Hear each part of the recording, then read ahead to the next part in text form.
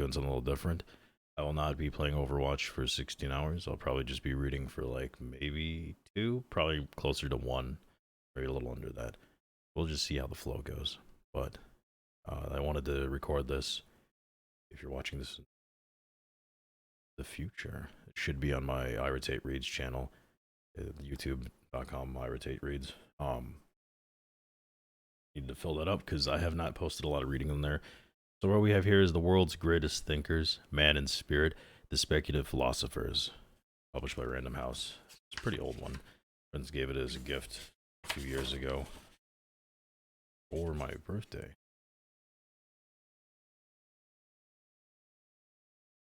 Let's see here. First one's from St. Augustine. St. Augustine, 354 to 430. Torn by the struggle between flesh and spirit, after an early life of incontinence, St. Augustine became a convert to Christianity in his 33rd year and was ordained a priest in 391. Consecrated bishop of Hippo, his influence spread throughout the Christian world from his native Numidian Africa. By means of sermons, letters, philosophical and theological essays, confessions, and his famous City of God, in all of which he reiterated the goodness and all-pervasiveness of God. Characteristic of the content and style of his thinking and writing is On the Immortal of the Soul, given here in its entirety. On the Immortality of the Soul, St. Augustine. The first reason why the soul is immortal. It is the subject of science which is eternal. 1. If science exists anywhere and cannot exist except in that which lives, and if it is eternal, and nothing in which an eternal thing exists can be non-eternal, then that in which science exists lives eternally. If we exist, who reason, that is, if our mind does, and if our mind cannot reason rightly without science, and without science no mind can exist except as a mind without science, then science is the mind of a man. Science, moreover, is somewhere, for it exists, and whatever exists cannot be nowhere. Further, science cannot exist except in that which lives, for nothing which is not alive learns anything, and science cannot be a thing which does not learn. Again, science is eternal, for what exists and is unchangeable must be eternal, but no one denies that science exists, and whoever admits that it is impossible that a line drawn through the midpoint of a circle is not greater than all lines which are not drawn through the midpoint, and admits that this is a part of science, does not deny that science is unchangeable. Further, nothing in which an eternal thing exists cannot be non-eternal, for nothing which is eternal ever allows to be taken from it, and that in which it exists eternally.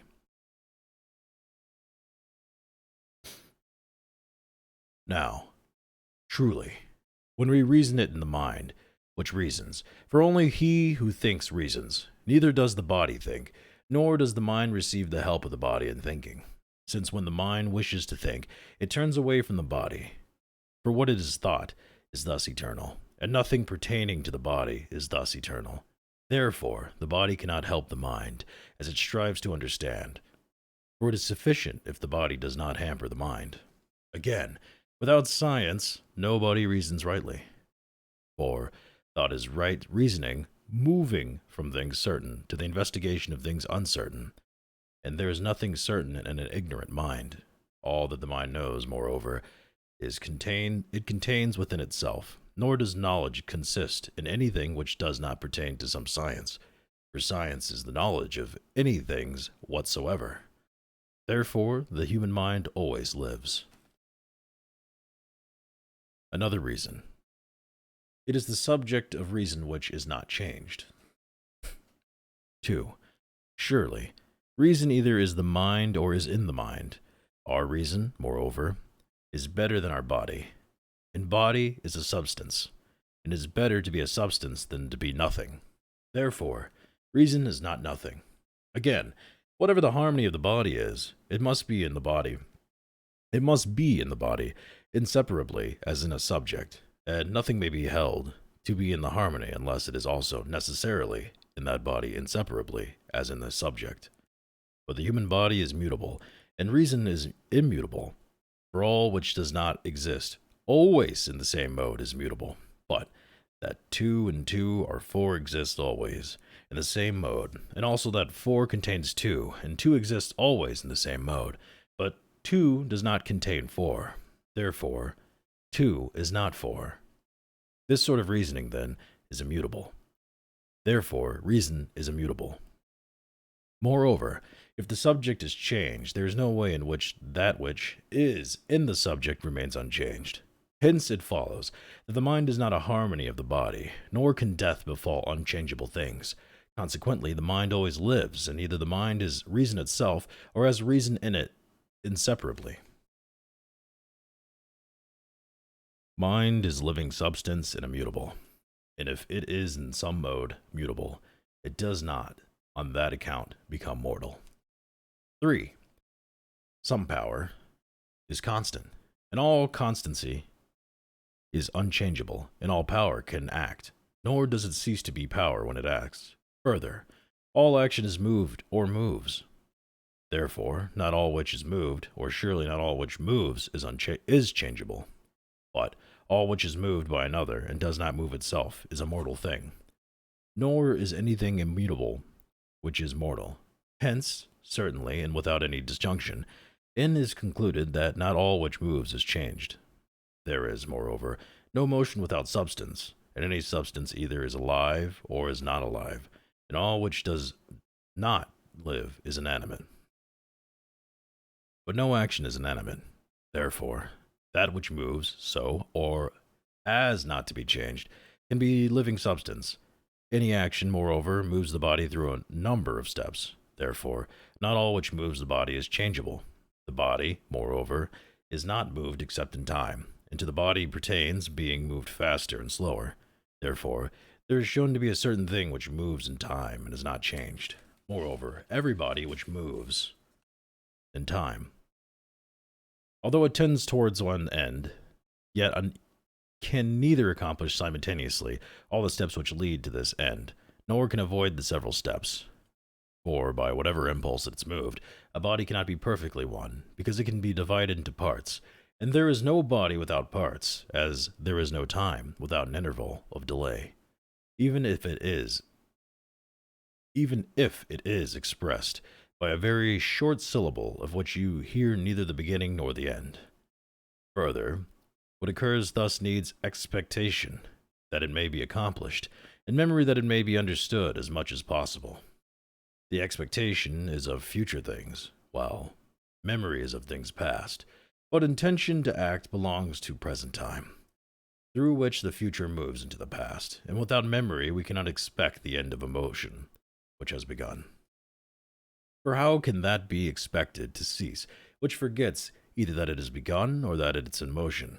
Again, the intention of accomplishing which is present cannot be without expectation of the end, which is future, nor does anything exist which does not yet exist, or which has already ceased to exist. Therefore, there can be something in acting which pertains to those things which do not exist yet. There can be several things simultaneously in the agent, although these several acts, when executed, cannot exist simultaneously. Likewise, they cannot exist simultaneously in the mover, although they cannot in the thing moved. But whatever things cannot exist simultaneously in time, and yet are transmitted from future into past, must of necessity be mutable. 4. From the above, we have already gathered that there can be a certain thing which is not changed when it moves changeable things. For when the intention of the mover to bring the body which it moves to the end it desires is not changed, while the body which is acted upon is changed by this motion from moment to moment, and when the intention of accomplishment, which obviously remains unchanged, moves both the members of the artificer and the wood or stone which are subject to the artificer. Who may doubt that what we have said follows as a logical consequence? Therefore, if any change in bodies be effected by the mind as mover, however intent upon the change of the mind may be, we should not think that the mind is changed necessarily by this, or that the mind dies. For along with this intention, it can have memory of past things and expectation of future things, none of which can exist without life. And even if there be no destruction without change, and no change without motion, yet not all change is engaged in destruction, nor is all motion engaged in change. For we can say that this body of ours has been for the most part moved by an action, and that it has undoubtedly been changed, especially by age. Still, it has not yet perished. That it is not without life. Therefore, from this it follows immediately that the mind is not deprived of life, even though some change does perchance occur to it through motion. A little sip of tea here. You should read the sutras next. A hard copy with a soft copy. Decent sized text, ideally. I'll have to look. Art and the unchangeable principles of numbers, which do not inhere in the mind without life. 5. For if there persists anything in the mind unchangeable, which cannot exist without life, then life must also remain in the mind eternally. For indeed the mind is so constitute that if the antecedent is true, the consequent is true. Moreover, the antecedent is true. For who dares say, not to mention other things, either that the principle of number is changeable, or that there is any art which does not depend upon the principle ratio, or that an art is not in the artist, even if he be not applying it, or that it is in him other than as being in the mind, or that it can be where there is no life, or that what is unchangeable cannot be anywhere, or that art is other than a principle. Or although an art is said to be a sort of assemblage of many principles, yet an art can, in truth, be called one principle.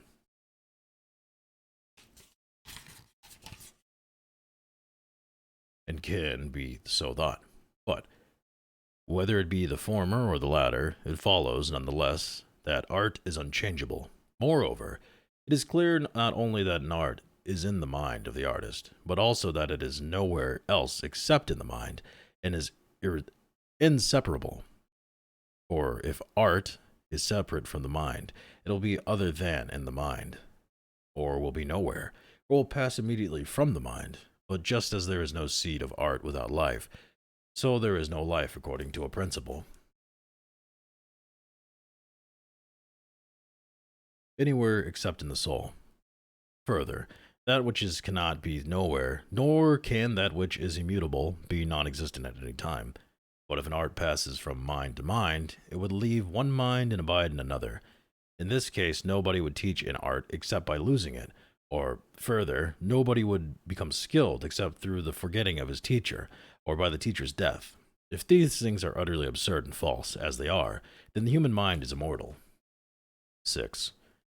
And if indeed art exists at some time, it does not so exist in a mind which is conspicuous for its forgetfulness and ignorance. The conclusion of this argument adds nothing to the mind's immortality, unless the proceeding be denied in the following way. Either there is something in the mind which is not in present thought, or else the art of music is not in the educated mind when it thinks of geometry alone. This latter is false. Hence the former is true. Moreover, the mind does not perceive that it contains anything except what comes into thought.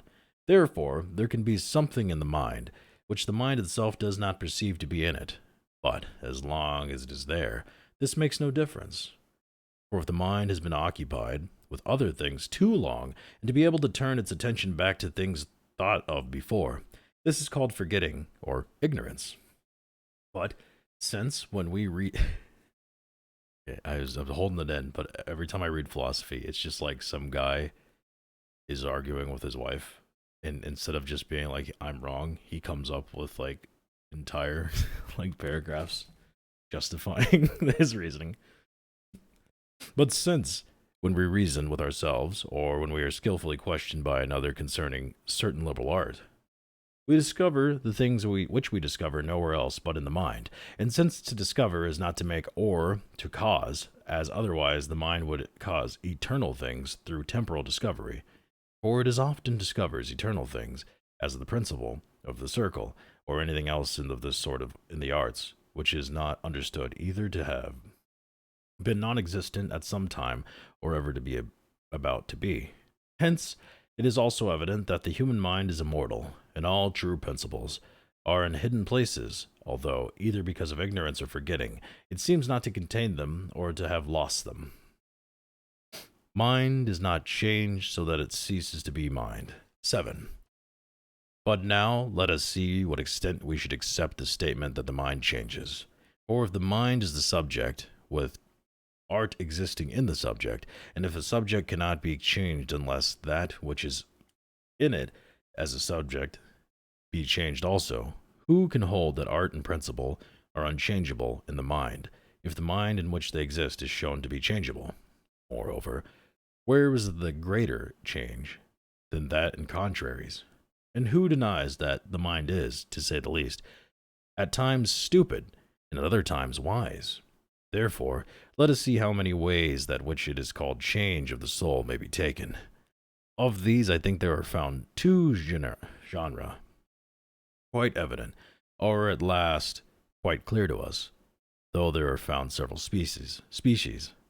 For the soul is said to be changed either according to passion of the body, or according to its own passions, according to the passions of the body, as through age, disease, sorrow, work, hatred, or carnal desires, according to its own passions, however, as by desiring, enjoying, fearing, worrying, striving, or learning. Howdy, Platinum.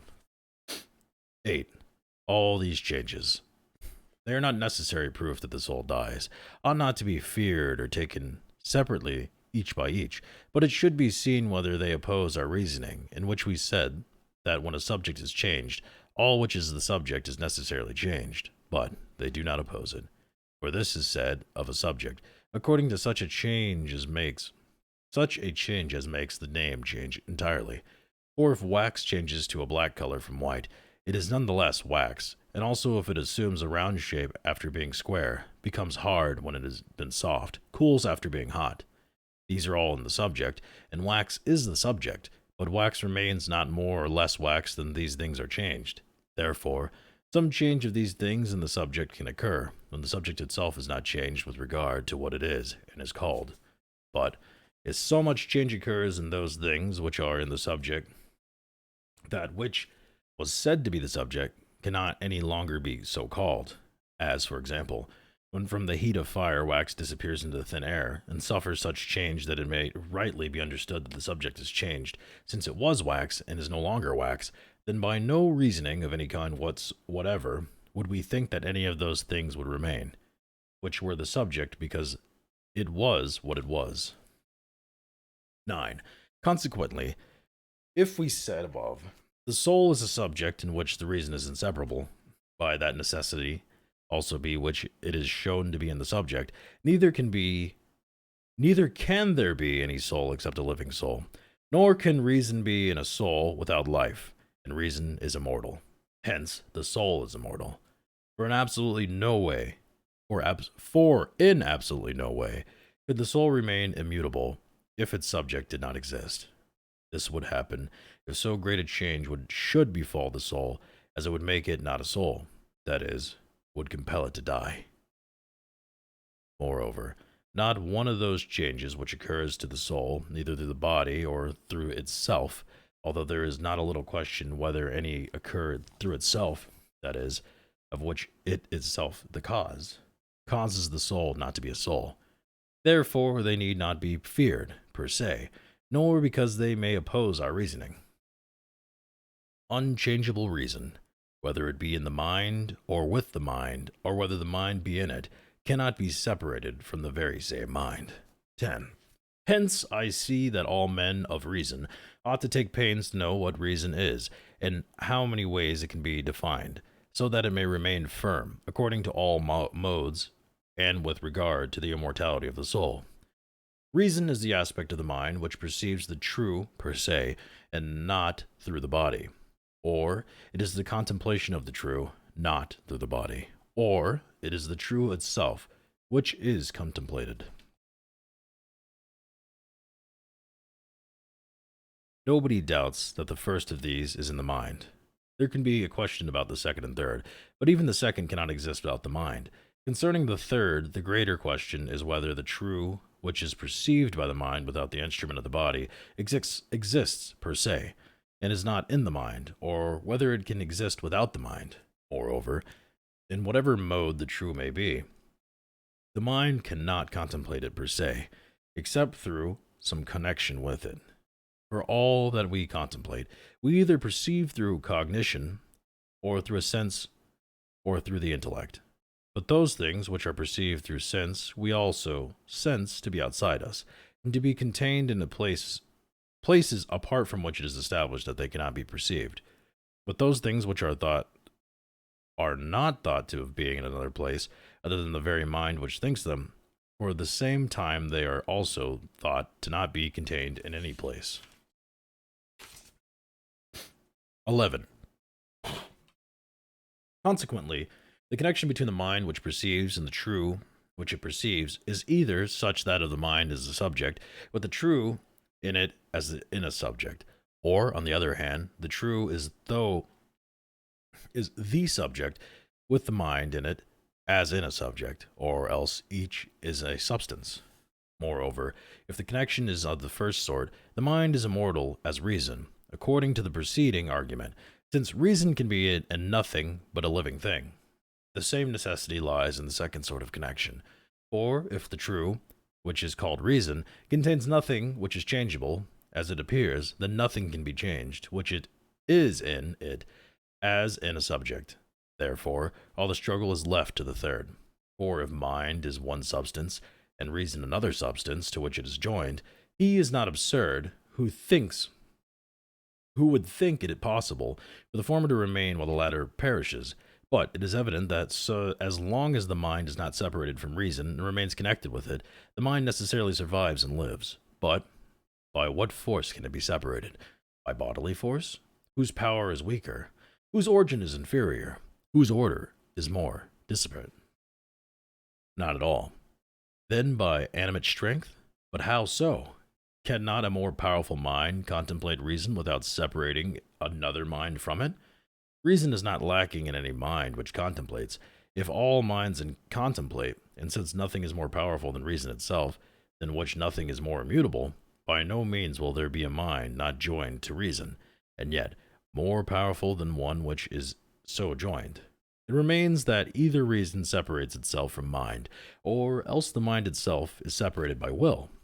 But there's no envy in that nature, and therefore it offers itself for mind's enjoyment, and what is more, whatever it joins to itself is causes to be, which is contrary to destruction. Moreover, it is too absurd for someone to say that the mind is separate from reason by the mind's own will, provided that there can be any mutual separation of things which space does not contain. Indeed, this can be said in contradiction to all we have argued above in meeting another opposition. What then? Should it be concluded that the mind is immortal? Or, even though it cannot be separated, can it perhaps be extinguished? But, if the very strength of reason affects the mind by its connection, and cannot fail to affect it, then it at once causes being to be ascribed to the mind. The last line really spoke to me. Hell yeah. Blow my nose, I'm sorry.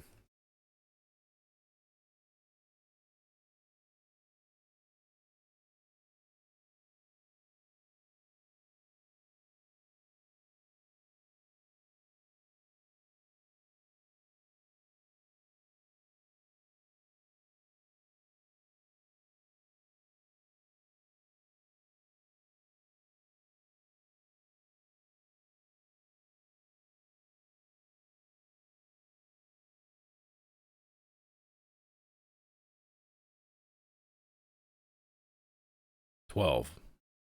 But that very turning away from reason, by which stupidity enters the mind, cannot occur without a defect in the mind. For if the mind has more being when turned towards reason and adhering it, thus adhering to the unchangeable thing which is truth, both greatness and first, so when turned away from reason it has less being, which constitutes a defection. Moreover, every defect tends towards nothing, not being. Nor do we ever speak of more properly of destruction than when with that which was something becomes nothing. Therefore, tend towards nothing, non-being, is to tend towards destruction. It is hard to say why this does not occur to the soul, in which defect occurs. We grant all the above, but we deny what it follows that what tends towards nothing, non-being, perishes, that it reaches nothing. This can be observed in the body also, for any body is part of the sensible word, and for this reason the larger it is, the more space it occupies. The nearer it is to the universe, and the more it does this, the greater it is. For the whole is greater than the part. Hence, necessarily, it is less when it is diminished. That is, it suffers a defect when it is lessened. Moreover, it is lessened when something is taken from it by cutting away, and it follows from that because of subtraction it tends to nothing. But cutting away leads to nothing as such, for every part which remains is a body, and whatever is a body occupies a place in some space. Nor would this be possible unless it were to have parts into which it might be cut again and again. Therefore, it can be infinitely diminished throughout infinite division, and hence can suffer defection, and tend towards nothing, although it can never reach nothing. Further, this can be said and understood of space itself, of any interval whatever. For by taking, let's say, half parts from the limits, and always a half part from what is left, the interval is diminished and approaches a limit which it can in no mode attain. Accordingly, even less should it be feared that the mind may become nothing, for the mind is indeed better and more lively than the body. Just as that cannot be taken from the body by which it is body, so neither can that be taken from mind by which is mind. 13. But if that which causes the body to be is not in the matter of the body, but in the form, which point established by quite irrefutable reasoning, for a body is greater according as has better form and is more excellent, and is less according as it is uglier and more deformed, which defects occurs not from taking away of matter, about which enough has been said, but from the provision of form. Then this should be questioned and discussed, lest someone assert that mind perishes through the defect of form. For seeing that when it is a stupid mind is deprived from some of its form, it may be believed that this privation can be increased so much as to deprive the mind of form in every mode, by this misfortune reducing it to nothing and causing it to perish. Hence, if we can succeed in showing that not even the body can be deprived of that by virtue of which is body, perhaps we shall rightly maintain that the mind can much less have that taken from it by virtue of which it is mind. For whoever considers carefully will admit that any kind of mind whatever must be preferred to every body. 14. Let this, then, be the beginning of our argument. Namely, that no thing makes or begets itself, unless it be for it existed. If the latter is false, the former is true. Again, that which has not been made or begotten, and yet must be everlasting. Whoever attributes this nature and this excellence to any body errs indeed greatly. But why do we dispute? For even were we to attribute it to body, we should be forced to attribute it much more to the mind. Thus, if any body is everlasting, there is no mind which is not everlasting, seeing that any mind is to be preferred to any body, and eternal things to non-eternal things. But if it is truly said that the body is made, it was made by some maker, nor was the maker inferior to body, for an inferior maker would not have power to give to that which he was making, whatever it was that makes it what it is. But the maker and the body are not equals, since it is necessary for a maker to have something better for making than that which he makes. For we do not make the absurd statement that the begetter is that things which is begotten by him. Therefore, a whole body has been made by some force which is more powerful and better, or at least not corporeal. For if a body be made by a body, it cannot be made whole. For it is very true, as we stated in the beginning of this argument, that no thing can be made by itself. Moreover, this force or incorporeal nature, being the producer of the whole body, preserves the whole by its abiding power. For it did not make a thing and then vanish and desert the thing made. Indeed, that substance which is not body is not, if I may speak thus, moved in space so that it can be separated from that substance which is localized, and this affecting strength cannot be idle, but preserved, that which it has made, and does not allow it to lack the form of by virtue of which it is to whatsoever extent it is. For since the thing made does not exist per se, if it is abandoned by that through which it exists, it will immediately cease to exist. We cannot say that when the body was made it received the power to be sufficient by virtue of itself, when it is deserted by its maker. 15. And if this is so, the mind which clearly excels the body has power to a greater degree, and thus the mind is proved immortal, if it can exist per se, for whatever exists thus must be incorruptible, and therefore unable to perish, since nothing abandons itself. But the changeability of the body is manifest, which is the whole motion of the entire body, indicates adequately. Hence, it is found by those who investigate carefully, in so far as such a nature can be investigated, the ordered changeableness imitates that which is unchangeable. Moreover, that which exists per se has no need of anything, not even of motion, since it has all it needs existing in itself. For all motion is towards another thing, which is that which is lacked by that which is moved. Therefore, form is present in the whole body, while a better nature which made it provides for and sustains it. Hence, the changeability does not take away from a body its being a body, but causes it to pass from one form to another by a well-ordered motion. For not one of its parts is allowed to be reduced to nothing, since the effective power, which, with its force, neither striving nor inactive, aims at a whole, permitting the body to be all which through the power it is, and it is, in so far as it is. Consequently, there should be no one so devoid of reason as not to be certain that the mind is better than the body, or, when this has been granted, to think that it does not happen to the body, that the body is not body. Yet, happens to the mind that is not mind. If this does not happen, a mind cannot exist unless it lives. Surely a mind can never die. Mind is life, and thus it cannot lack life. 16. If anyone asserts that the mind ought not to fear that destruction in which that which was something becomes nothing, but ought to fear that in which we call those things dead, which lack life, let him notice that there is no thing which lacks itself. Moreover, mind is a certain life, so that all which is inanimate lives, but every inanimate thing which can be animated is understood to be dead, that is, deprived of life. Hence the mind cannot die, for if anything can lack life, this thing is not mind which animates, but a thing which has been animated. If this is absurd, this kind of destruction should be feared much less by the mind, since destruction of life is surely not to be feared.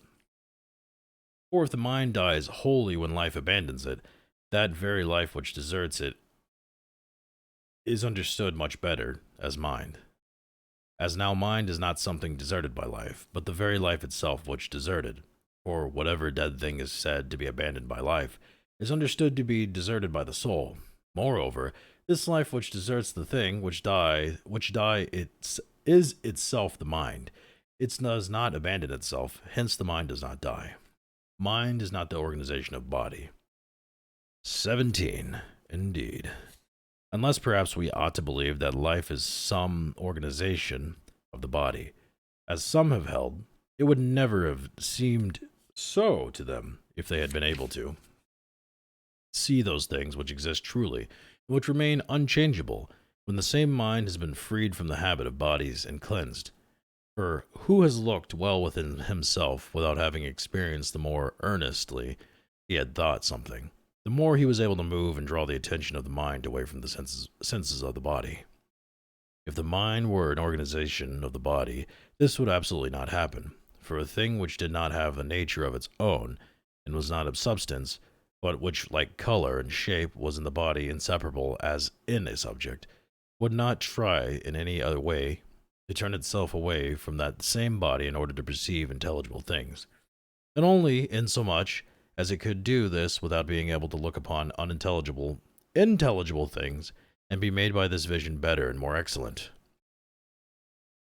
Indeed, no way can shape or color, or the very organization of the body, is a certain mixture of four natures, in which the same body consists, turning from the thing in which they were inseparable as in the subject.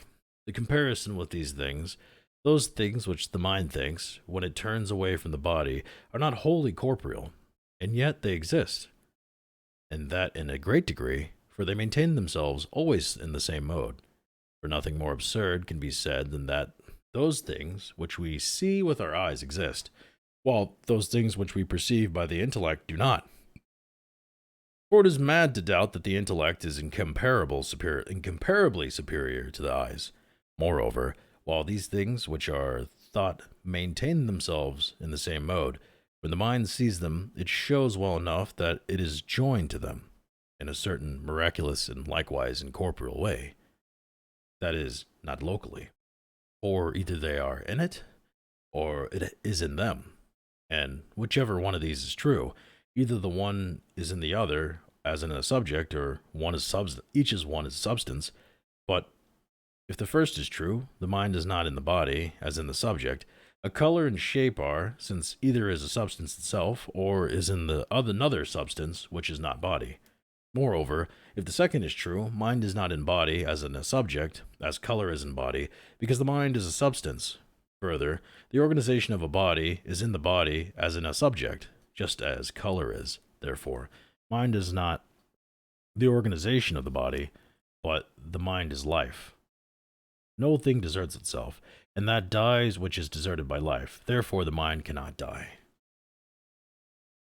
Even though truth is the cause of the mind,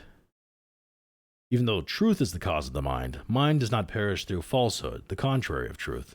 18. And so again, if anything should be feared, it is that the mind may perish by defection, that is, may be deprived of the very form of existence. Although I think enough has been said about this, and it has been shown by clear reasoning that this cannot be done, yet it should be observed that there is no other reason for this fear, except that we have admitted that the stupid mind exists defectively, while the wise mind exists in a more certain and fuller essence. But if, and as nobody doubts, the mind is most wise when it looks upon truth, which is always in the same mode, and clings immovably to it, joined by divine love, and if all things which exist in any mode, whatever exist by that essence which exists in the highest and greatest degree, then either the mind exists by virtue of that essence, inasmuch as it does exist, or it exists per se. But if it exists per se, since it is itself the cause of existing, and never deserts itself, it never perishes, as we argued above. But if we exist from that essence, there is need to inquire carefully what thing can be contrary to it, which may rob the mind of being the mind which the essence causes. So then, what is it? Falsity, perhaps, because the essence is truth. But it is manifested and clearly established to what extent falsity can harm the mind. Or can it do more than deceive? And except he lives is in any what the fuck is that sentence? Jesus Christ.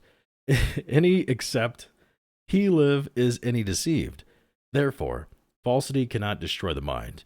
But if what is contrary to truth cannot rob the mind of that being mind which truth gave it, for truth is thus unconquerable, what else may be found which may take from mind that which is mind? Nothing, surely, for nothing is more able than a contrary to take away that which is made by its contrary. There is no contrary to the truth by which mind exists, insofar as it exists. 19. But suppose we seek the contrary of truth, not inasmuch as it is truth as the contrary of falsity, but inasmuch as it exists in the greater and highest degree. Although truth exists thus to the extent that it is truth, if we can call that truth by which all things are true, in whatever degree they may exist, they exist inasmuch as they are true. Yet by no means shall I seek to avoid that which is suggested to me clearly. For if there is no contrary to an essence inasmuch as it is an essence, then much less is there a contrary to that first essence inasmuch as it is an essence. Moreover, the antecedent is true, for non-essence exists for any other reason than that it exists. Being, moreover, has no contrary except non-being. Hence, nothing is the contrary of essence. Therefore, in no way can anything exist as a contrary to the substance which exists first and in the highest degree. If the mind has its very essence from that essence, for since it does not have it from itself, it cannot have it otherwise than from that thing which is superior to the mind itself, then there is nothing by which it may lose its existence, because there is nothing contrary to that thing from which it has it. Hence the mind cannot cease to exist. But since the mind has wisdom because of the turning to that by virtue of which it exists, so also it turns away, it can be lose its wisdom. For turning away is the contrary of turning toward. But what it has from that to which there is no contrary is not a thing which it can lose. Therefore, it cannot perish. Nor is mind changed into body. 20.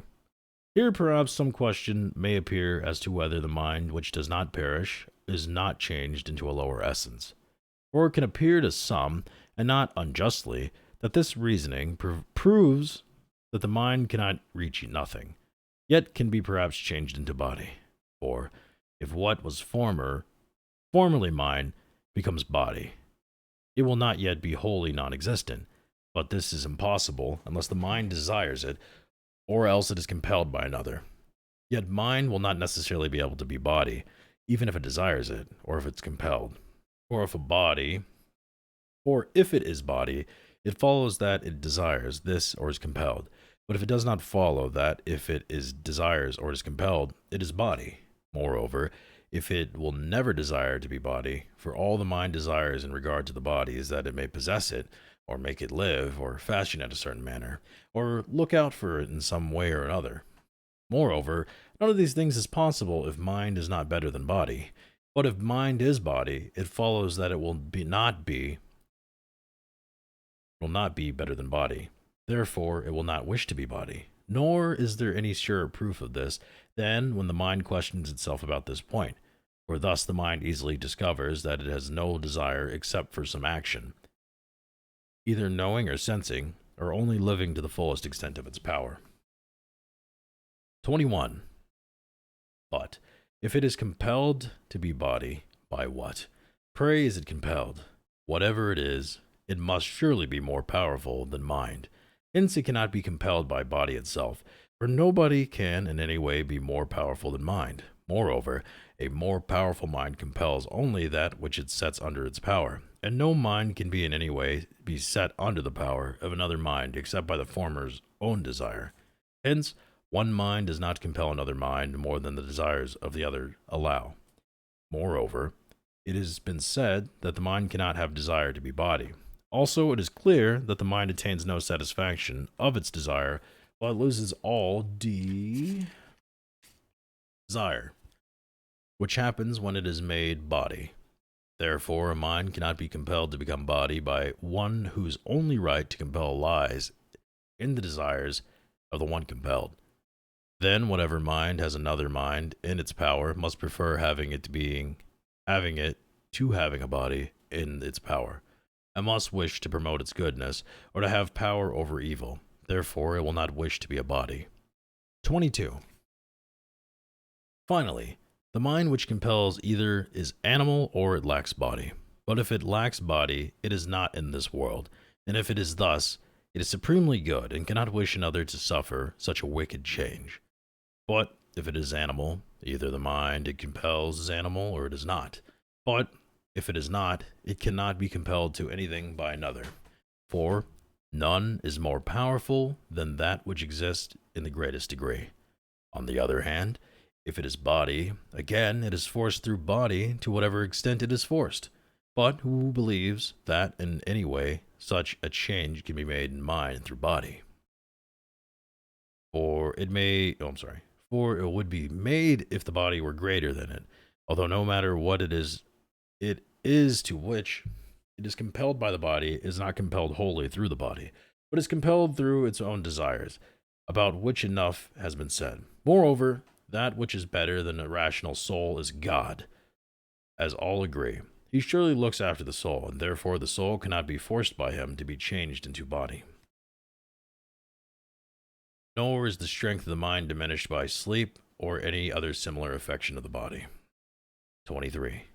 Hence, if the mind does not suffer this change by its own will, or because it is compelled by another, by what means can it suffer it? Or because sleep for the most part overtakes us against our will, should it be feared that by some such defect the mind may be changed to body? As if when our limbs are overwhelmed by sleep, to say that the mind is made weaker in some sense? Sensible things only it does not sense, because whatever causes sleep pertains to the body and works in the body. Sleep lulls and shuts off the corporeal senses so soundly that the soul submits with pleasure to such a change of the body. Such a change is according to nature and refreshes the body after its labors, yet it does not take from the mind the power of sensing and thinking, for it still has images of sensible things at hand, of such evident similarity that at the time they cannot be distinguished from the things of which they are the images. Talking about dreaming. If the mind thinks anything, it is true in sleeping as it in waking. For, to give an example, if it should argue to itself in a dream, in the following true principles an argument should learn something, when it is awakened, the same principles remain immutable, although other things may be found false, such as the place where the argument seemed to have occurred, the person whom it seemed to be have held it. Even as far as sound is concerned, the words themselves by which it seemed the argument was made, and other things of this sort. Likewise, when these things are perceived and discussed by those who are awake, they pass away and in no sense attain the eternal presence of true principles. From this it is inferred that when a body changes as in sleep, the soul's use of the body can be diminished, but not its own life. Again, mind cannot be changed into body. 24. Finally, however, he said this 3 times. Finally, however much the soul is joined to a body, occupied space, still it is not joined locally. The soul is prior to the body in connection with those supreme and eternal principles, which survive unchangeably and are not contained in space. And the soul's connection is not only prior, but also greater, as much prior as it is nearer, and for the same reason as much greater as it is better than the body. And the nearness is not in place, but in order of nature. According to this order, it is understood that the Supreme Essence bestows form upon the body through the soul by which it exists, in which whatever degree it does exist. Therefore, the body subsists through the soul, and it exists in the extent that it is animated, whether universally as the world, or particularly as some animal or other within the world. Therefore, the conclusion was that a soul would become body through a soul, or else not at all. Since it does not become body, the soul remains the soul in which it is the soul. The body subsists the soul, which gives it form, and does not take this form away. Hence the soul cannot be changed into body. For if it does not give up the form which it takes from the supreme good, it does not become body through that form. And if it does not become body through that, either it does not become body at all, or else it takes a form as near as the supreme good as a soul. But if, when it becomes body, it assumed a form as near the supreme good as soul, that form would be a soul, for this is important, that the soul is better to the extent in which it takes a form nearer to the supreme good. Moreover, body would take a form of the corporeal order, even if it did not take its form through soul.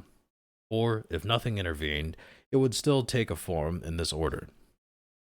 Nor is there found anything which exists between the supreme life, which is wisdom, and truth unchangeable, and that remote thing which is made alive, that is, body, except the soul, which makes the body live. If the soul gives form to the body, so the body may exist to extent that it does exist, it does not take the form away by giving. Moreover, it takes the soul into the body by transmutation. Therefore, the soul does not become body, either per se, because body is not made by soul unless the soul remains, or through another, because not except by giving form is body made through soul, and by taking away from soul would be changed into body if it were changed. nor even is the rational soul changed into the rational. The whole soul is in the body as a whole in each part. 25. Likewise, it can be said that the rational soul is not changed into the rational soul or life. The rational soul, even were it not held in a lower order by the rational soul, would nevertheless assume the same form it does assume and be moved as it is.